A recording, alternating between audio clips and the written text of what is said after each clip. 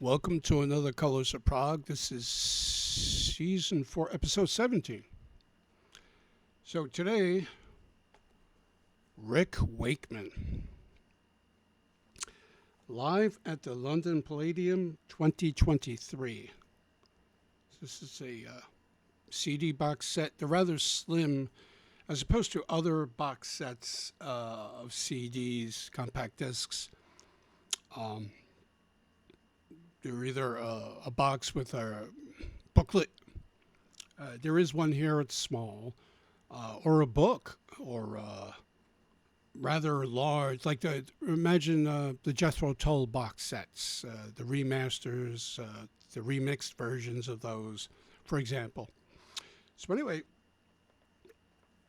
with 81, I kid you not, with 81 solo albums I counted, including soundtracks and revisiting work with other bands, and 30 live recordings over the years, not including his work with Yes, the Strawbs, Anderson, Rabin, and Wakeman, that's ARW, and others. Wakeman is a very prolific artist. He started his career as a journeyman session player, Bowie's Life on Mars, most famously. And Wakeman has been happily doing his one-man shows and lots of one man and his keyboard. And he's been calling them Grumpy Old Man and Grumpier Old Man. He's been doing these tours internationally the last few years. As hopes for a full band tour dwindled in recent years, and he was announcing he may be retiring from live performances, he did these 2 dates in London in February 2023. I even have 2 friends who attended. So what he did, according to, let me open this,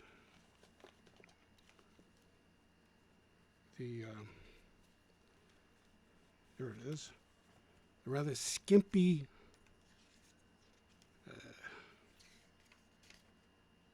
23-page liner notes where it mentions the full band,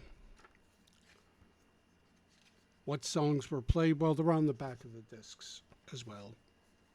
So what Wakeman decided to do is revisit his most famous solo albums, and on one show he revisited and reworked classic Yes material that he performed on originally. So, according to this little booklet, he was unaware which night was being recorded, and so he sounds great. I mean,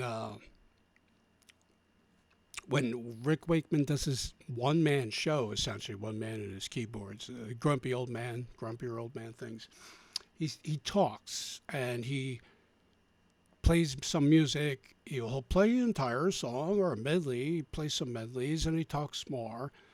But I was getting the feeling, well, maybe he's not going to join or rejoin any bands or have anything going live performance wise. He did release a band album with his Rick Wakeman project about 2022, I believe, and he did Red Planet early 22, or was that 2021? That was very nice. So this was a lucky event for a bunch of people. So what he did was, and the discs are split up in such a way. So one show is The 6 Wives of Henry VIII. So the album was originally, a studio album was originally recorded in 1973. And it's his first solo album proper. Features 6 instrumental songs and an array of special guests contributing, from Steve Howe to Dave Lambert to Dave Cousins, Alan White, Bill Bruford, and so on and so on. Not successful sales-wise when first released, but it somehow grew an audience and started selling. 1975, he revisited the format somewhat for the myths and legends of King Arthur and the Knights of the Round Table.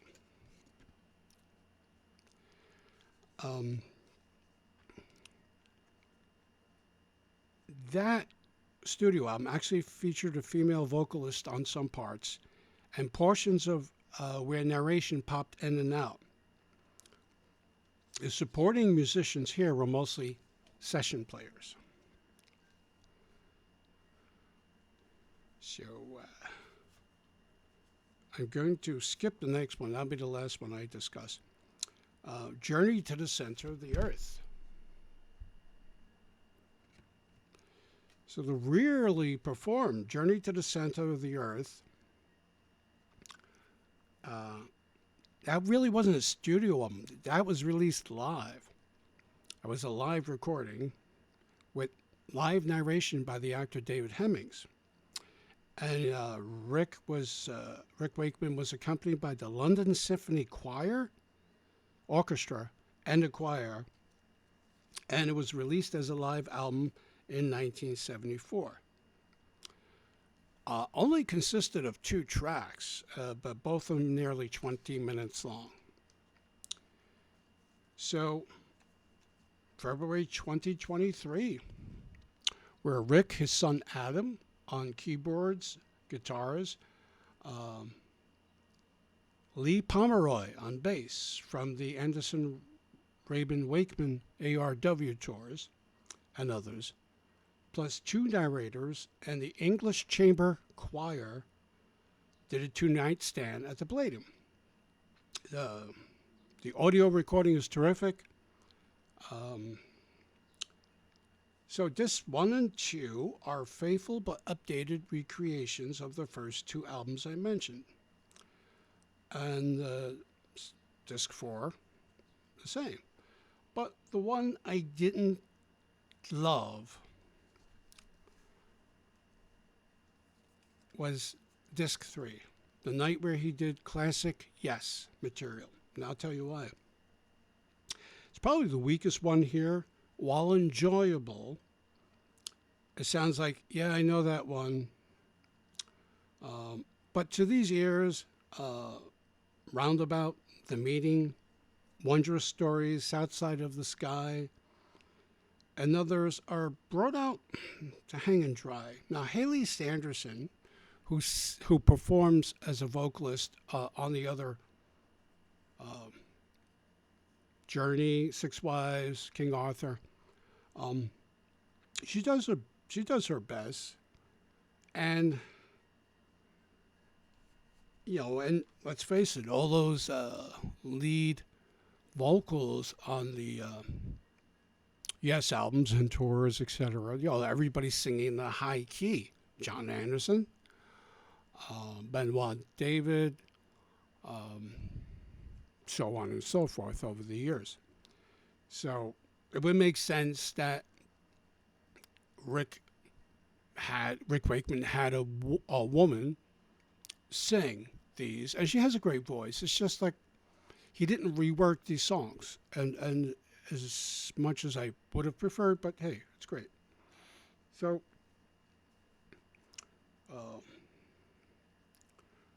with such a hefty discography Rick Wakeman has on vinyl and CD, why would I recommend this one? Because it features the classic Rick Wakeman albums played live, and it sounds terrific. It really is. And if it was intended to be a last performance of these albums played live, it was truly a great show, and as I said, it sounds pretty damn good. So you could find this most places.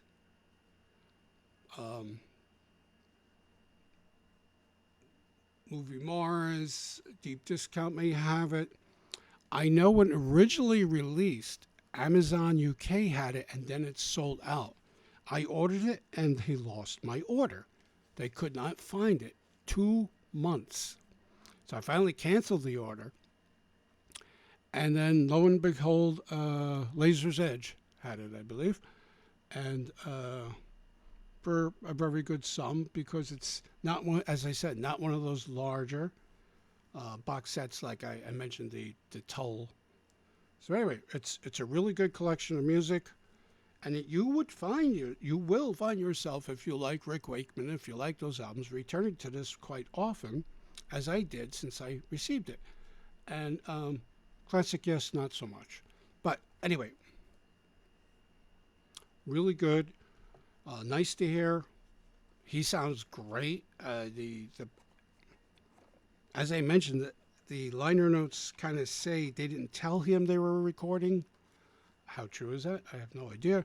But maybe that freed them up a little bit. Maybe because if they knew they were going to be recorded free, live, release somewhere, sometime, maybe they were able to rehearse more, or I don't know, it would take the sting out of a live performance a bit much more. So if that's true, wow. So anyway, I recommend this, especially if you like keyboards, especially if you love those albums, and it's those albums played live. So full band. That's our show for today. Enjoy. Have a great time until I'm back. Thanks for watching The Colors of Prog.